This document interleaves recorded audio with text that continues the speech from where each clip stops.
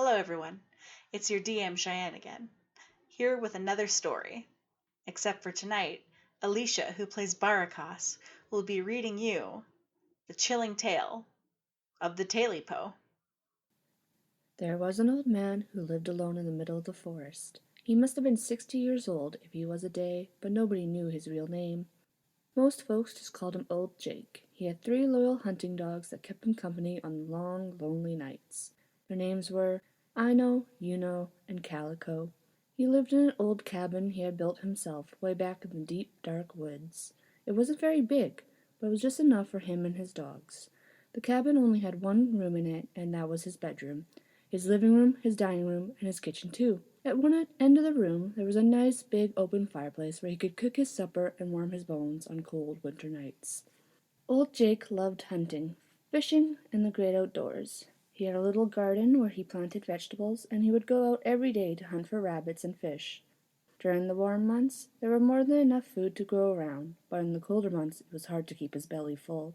One cold winter night the old man's stomach was grumbling, but there was nothing to eat in the cupboards but a few moldy potatoes. He stoked the fire in the fireplace to keep the cabin warm, and he went to bed. He was just about to fall asleep when he heard something in the room.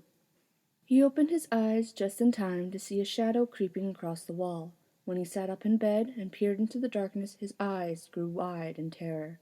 Sitting across the room from him was the weirdest-looking creature he had ever seen. It was short and stubby, with pointed ears and bright yellow eyes that seemed to burn with some strange fire. Its body was covered in black fur, and had big, sharp claws and a long, thick tail. For a moment Jake just sat there, frozen in fear. He stared at the hideous creature, and it stared back at him. Then, quick as a flash, he grabbed his hunting knife and lunged at the thing. It sprang up and scurried out of the hole it had clawed into the cabin wall. The thing was fast, but so was Jake. A split second before it escaped, he brought his knife down squarely on its big tail and cut it off. The creature let out a horrible screech and disappeared into the night. Old Jake was left standing there with a long, thick tail in one hand and a bloody knife in the other. Jake was about to throw the tail outside when his stomach started rumbling again.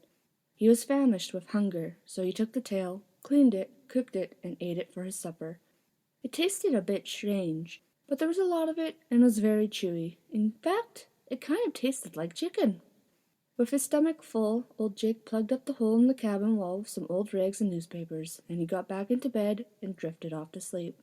He hadn't been asleep very long before he was awakened by a strange noise. It sounded like something trying to scratch its way into the cabin. The old man thought that if he stayed really quiet, the thing might go away. He could hear it scratch, scratch, scratch. But then a strange voice outside hissed, "Tailypo, Tailypo, I want my Tailypo." He thought he must be imagining things, but then he heard it again. "Tailypo, Tailypo, I want my Tailypo." Old Jake jumped out of bed, ran to the front door, and threw it open. He called out to his dogs, "I know, you know, Calico, get over here." The dogs tearing up to the cabin and ran around, barking and sniffing and snarling. Then they couldn't find a thing. Jake shrugged his shoulders and went back to bed again. He was just about to drift off to sleep when he heard the noise again. This time, the scratching sounded like it was at the window. Whatever it was, it really, really wanted to get in. But the scratching seemed to be on 2 walls at one time. Then he heard the strange voice again, and this time it hissed a little louder. "Tailypo, Tailypo, where is my Tailypo?" Old Jake, who wasn't one to frighten easily, was getting a little shaky. This was getting really weird, so he eased to the window and called, "I know, you know, Calico, come on over here and see what this is scratching at my house." The 3 dogs bounded up to the porch and they sniffed around and barked and sniffed, but they never found anything at all. Jake decided to stay up for the rest of the night to protect himself, his dogs, and his little cabin. So he pulled a chair next to the fireplace, grabbed a blanket from his bed, and settled in for the rest of the wind-chilled, wintry night. Sleep soon overtook him, and once again he dozed off. It was almost dawn when Jake woke with a start. The sound of scratching seemed to reverberate from every area of the cabin. Jake searched frantically for his axe, his rifle, or something to defend himself with, but he was so frightened he couldn't find anything. The scratching grew louder and louder and louder. "Tailypo, Tailypo, give back my Tailypo!" Jake yelled back. Leave me alone! I ain't got your Tailypo! Then he called his dogs, but this time the dogs didn't come. He waited and waited, but still not one dog came running. Jake had never been so scared in his life. He ran to his bed and jumped in. The scratching and the voice grew louder and louder and louder. Tailypo! Tailypo! Give me back my Tailypo! Jake yelled back, Leave me alone! I ain't got your Tailypo! Then he called his dogs, but this time the dogs didn't come. He waited and waited, but still not one dog came running. Jake had never been so scared in his life. He ran to his bed and jumped in. The scratching in the voice grew louder and louder and louder. Tailypo! Tailypo! Give back my Tailypo! Jake yelled back as loud as he could. I ain't got no Tailypo, so why don't you leave me alone and go on about your business? I ain't never hurt nobody or nothing. Just leave me alone now. The scratching seemed to be inside the house now, and the voice was so loud it was deafening. Tailypo! Tailypo! You took my Tailypo! Now I'm about to get it! Give it to me now! Jake pulled the cover over his head and stayed as quiet as he could, but the scratching was now in his room. Tailypo! Tailypo! You gotta give me back my Tailypo! Jake then felt the thing scratching at the bottom of the bed and onto the cover.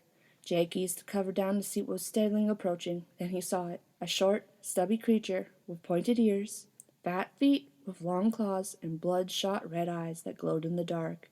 Eyes that seemed to burn straight through Jake.